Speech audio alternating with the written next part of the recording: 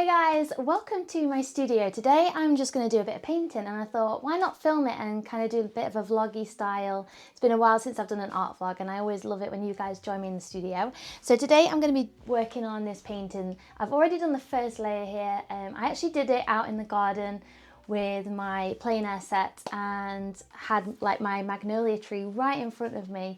So I did it from life, but I did take a photo of the flower, which I'm going to work from today. I've done quite a few different magnolia paintings from my same magnolia tree. Now I love magnolia because there's such a high contrast, and although the flowers look white on my tree, there's so many different changes in the colour, and I love to try and challenge myself with that and try and emulate that. Something I'm going to be working on as well, especially with oil paints, is hard and soft edges, so giving that kind of dreamy look but then also having a bit of like a high contrast moment with the texture to try and choose where I want my focal point to be. So that's something that's going to be a bit of a challenge, but I'm looking forward to it. And yeah, let's paint.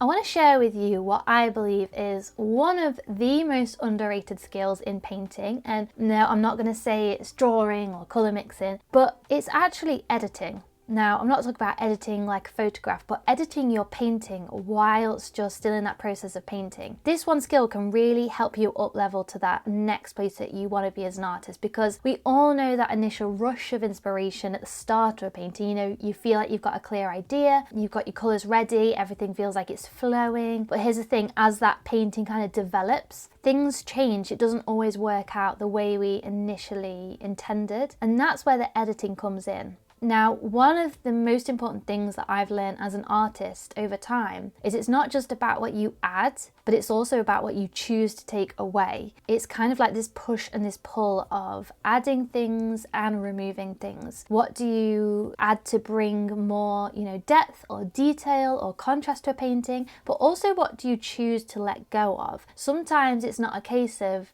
what more do I need to add, but it's also the case of like, what do I need to take away to make sure that the focal point is really the center of this painting that draws people in. Another thing I hear very often is, you know what, I've made a mistake in my painting, so what do? Do I just paint over it in white and start again? I get that comment a lot. Honestly, starting again, painting over it in white is not necessary. As long as you've got that kind of strong composition down initially as your foundation, you definitely don't need to start again. I would definitely say that if that feels like you, there's probably some like perfectionism or deep internal fears going on in the process for you, if that's the case. But if you've got your strong composition down, which I always recommend putting down first before kind of adding a lot of layers, then you can make edits along the way. Now, the key really is to know why something feels off, because if you can't diagnose an issue, you can't fix it. You can't edit something out when you're not sure what it is that needs removing. And it's not about like that panic move of like brushing more paint on or adding more colours and going, oh, how do I fix this? But it is about that thoughtful reflection of what feels off to me. Now, here's a little hack that I love. If you take a photo of your painting, sometimes it can really help you see it in a different perspective. You can also put that into something like Procreate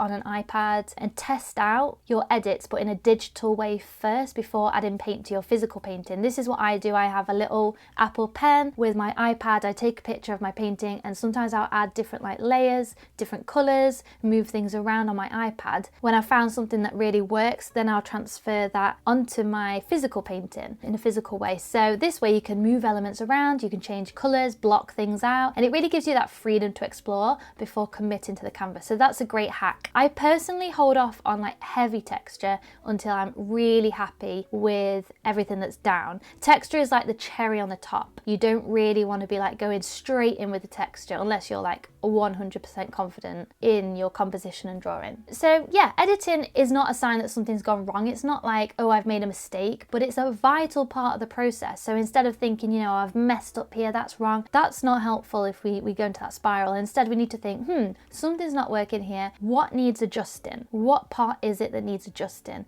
And this little shift in your art practice can just change everything. It really opens up so much growth that can happen not only in you as an artist and your process and your skills, but of course your painting as well, the end result. So I'm going to make a full video on different ways I use my iPad to help with painting decisions as well. But let me know in the comments how this is for you when you feel like you've made a mistake, how you edit it, how you choose what needs editing, and when you feel stuck if something goes off. Just let me know in the comments, it'd be great to hear. So I think the painting is finished. I'm gonna see how I feel about it in a few days. Sometimes I need to just sit and look at a painting, but I just really enjoyed getting so much texture with the oils. That's why I love oils, because they kind of have that texture and then they hold it. Whereas acrylic, sometimes you think you've got texture, but then because it dries, kind of disappears. So I love oils for that. If you would like a little bit more guidance with painting impressionistic florals, do check out the Impressionistic Florals class, where I guide you through 3